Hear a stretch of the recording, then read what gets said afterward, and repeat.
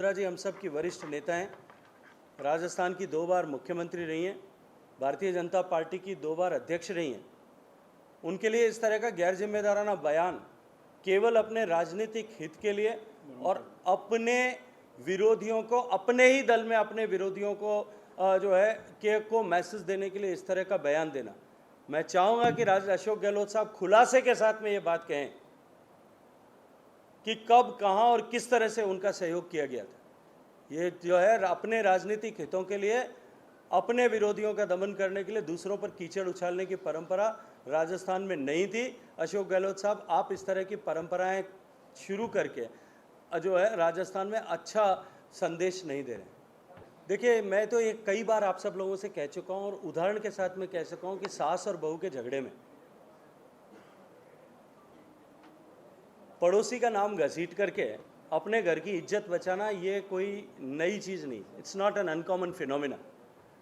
अपने परिवार के झगड़े को बचाने के लिए उन्होंने बहुत सारे स्टेटमेंट उस समय दिए थे कि ये जो 19 लोग हैं इनको बहकाया गया है, फुसलाया गया है, इनको पैसा दिया गया है, करोड़ों रुपए दिए गए हैं, इनके मोबाइल जब्त कर लिए गए, इनके चारों तरफ बाउंसर बिठा दिए गए, ये अपने परिजनों और परिवारजनों से भी बात नहीं कर पा रहे।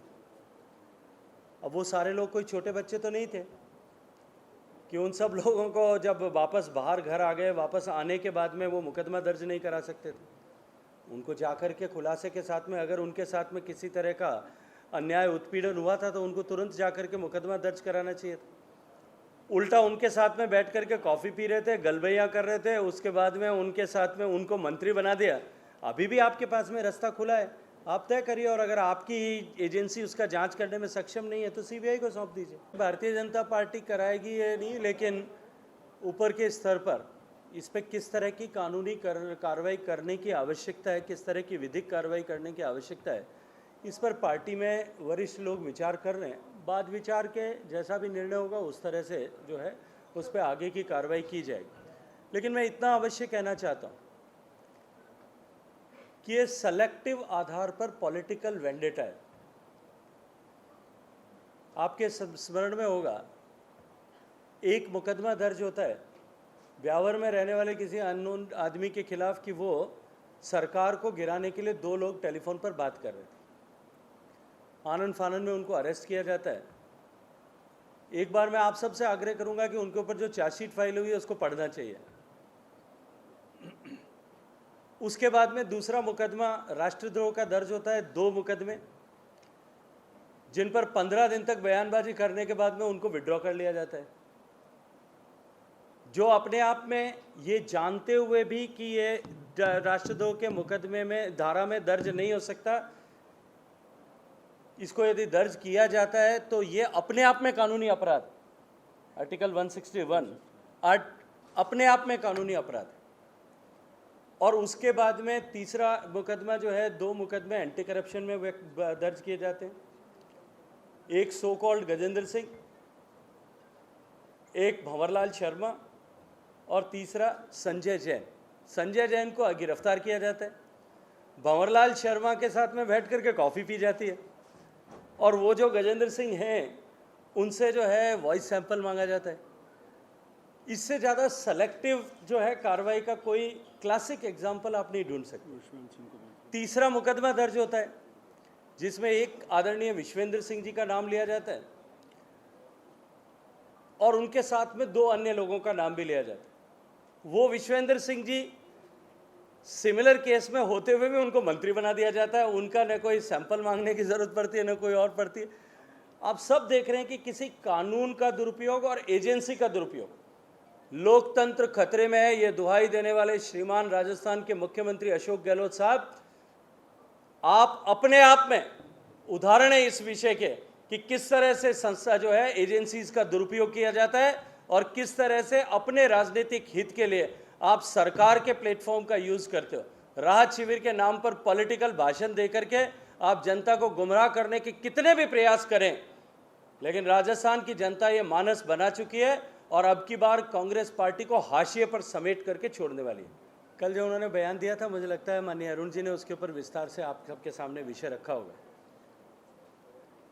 ये पहली मर्तबा नहीं था जब उन्होंने ऐसा कहा था, लेकिन कल उन्होंने इससे आगे बढ़ करके खुलासा करते हुए कहा कि जिन विधायकों ने पैसा लिया है वो विधायक पैसा वापस लौटा दें।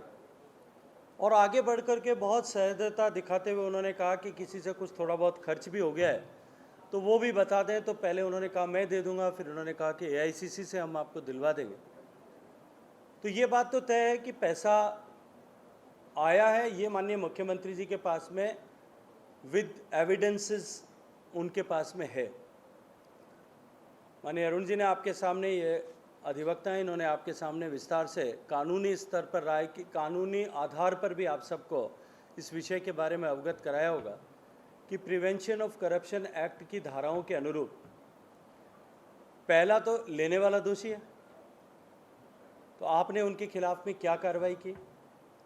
दूसरा, यदि जानते हुए भी कि किसी व्यक्ति ने भ्रष्टाचार किया है, आपके पास में एविडेंस है,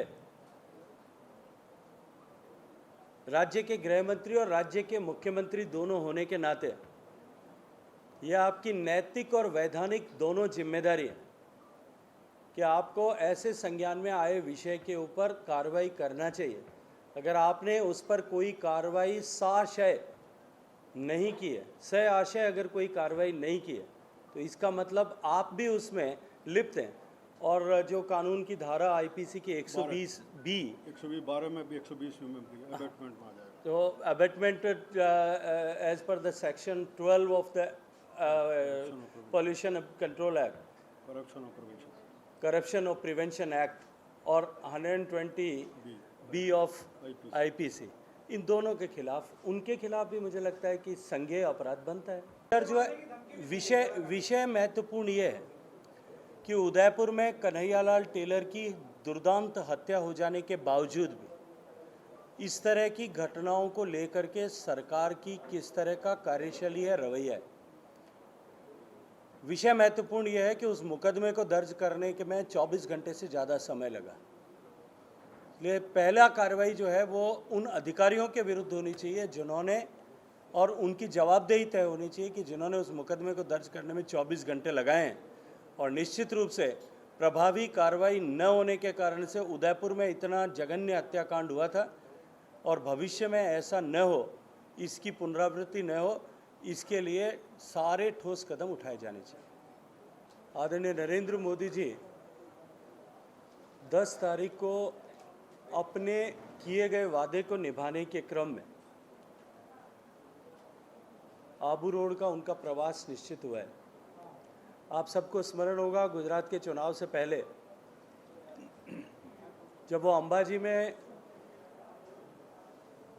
हुए बने कॉरिडोर के लोकार्पण के अवसर पर अंबाजी जाना उनका कार्यक्रम था, और उस दिन क्योंकि उनका वापसी का हेलीकॉप्टर से उड़ान का स्थान आबू रोड में था, इसलिए भारतीय जनता पार्टी राजस्थान के कार्यकर्ताओं ने भी उनके स्वागत के लिए एक विशाल कार्यक्रम निश्चित किया था।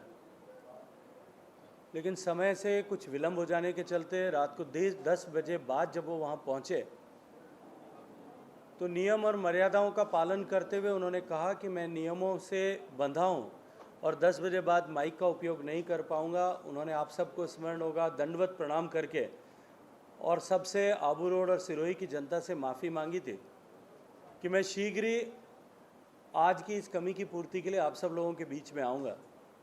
हम भारतीय जनता पार्टी के सभी राजस्थान के कार्यकर्ता सौभाग्यशाली हैं कि 10 तारीख को माननीय प्रधानमंत्री जी का प्रवास हमें मिला है। उसके साथ साथ में नाथद्वारा में दर्शन और उस क्षेत्र में हुई अनेक सरकारी योजनाओं के शिलान्यास और लोकार्पण का कार्यक्रम भी रहेगा।